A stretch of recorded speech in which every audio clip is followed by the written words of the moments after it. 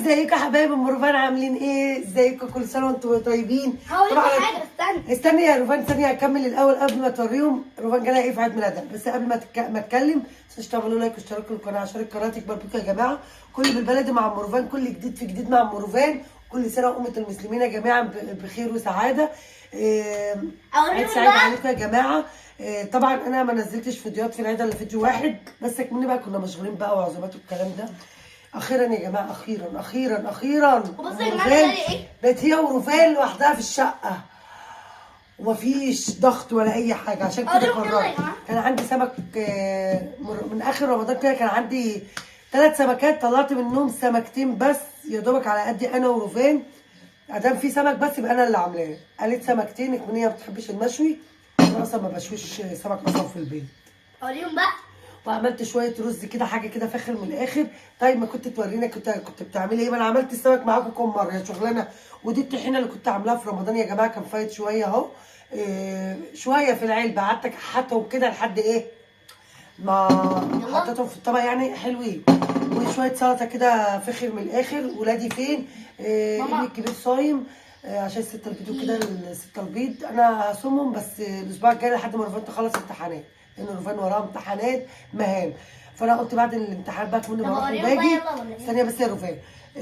فقلت ايه هصومهم بعد كده. بس هو معزوم بره، وابني بردك اللي اصغر منه معزوم بره، وابو محمد معزوم بره. فالحمد لله يعني خرجنا من رمضان على خير والعيد على خير، وارتحت يوم الحمد لله. قلت اعمل سمكتين كده، والله انا كنت هعمل اي اكل لان طبعا الاكل بتاع رمضان خلص، بس انا عندي لسه لحوم في الثلاجه، بس اللي هو الاكل اللي انا كنت مسويه. عارفين ان انا بعمل الاكل كله اول يوم الوقفه 3 ايام، بحيث ما اهلكش نفسي يا دوبك على التسخين. فقلت اعمل شويه رز انا وروفان، شويه رز بيض كده، شويه سلطه وطحينه، وعملت السمكتين دول. طبعا الرز بتاع روفان قليل عشان روفان مش كيفه رز، يعني عشان ما يتزفرش وكده. وعملت سمكيه هي، هما الاثنين كبار بس بتاعتي الاكبر طبعا. فكنت انا جايبه السمك ده، قلت يعني انا عملت سمك في رمضان في الاوائل، يعني في نص رمضان كده. كنت ناويه اجيب، كنت جايبه 3 كيلو، عملت نصهم في نص رمضان، وقلت نص تاني لو الاكل اي كلام هعمله في اخر، ماشي هعمله ايه اخر رمضان. بس يعني الحمد لله ما احتاجناش ان احنا نعمل سمك تاني بالنسبه لاولادي، مش كيفين سمك. فهو ده روتيننا النهارده. ايه يا ام روفان روتين ايه؟ روتين عادي يا جماعه بقى، ما انا ما شبعتوش طبخ واكل وحاجات في رمضان.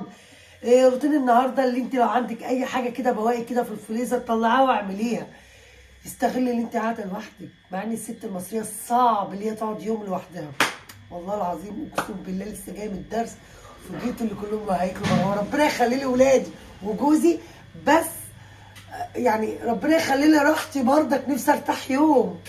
فروفان بقى هتوريكم المفاجاه. عيد ميلاد روفان يا جماعه كان 10/4 اول يوم العيد، فهنوريكم المفاجاه اللي احنا جبناها لها في عيد ميلادها. دي مفاجاه يعني بابا اللي فاجئها. هو بري، هو ده بري؟ لا بس عشان انا بس هاكل ومش بصوا تعالي كده، تعالي هنا وشوفيها. طبعا جبنا الكلب قبل كده في القناه القديمه، طبعا شفت الكلب كان في عيد ميلادها برضه، فجبنا لها سلحفاه. مش همسكها كبيره، انا عادي ما بخافش منها. هي بكام؟ بس يعني ايه؟ هي بكام؟ ده هديه، بس ما كبيره قوي. دي بابا ليها يا جماعه.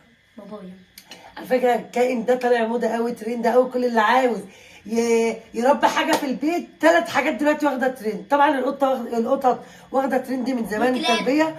لا الكلاب ما عادش دلوقتي، السلحفاء والنسناس. شايفه كتير قوي ناس ربوا نسناس في البيت، مش عارفه ليه.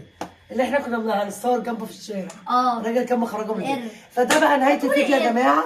قرد نسناس، النسناس حاجه والقرد حاجه. ماشي. فدي نهايه الروتين يا جماعه. طبعا فكره الفيديو النهارده اللي عندك اي بواقي في البيت وانت قاعده لوحدك، بصي استغلي، ما تعمليش بقى مطبخ بقى، ده انت قاعده لوحدك.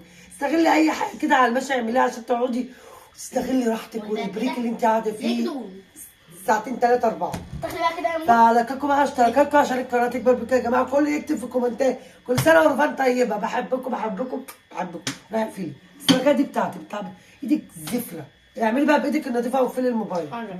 يلا يا معفنه. باي باي.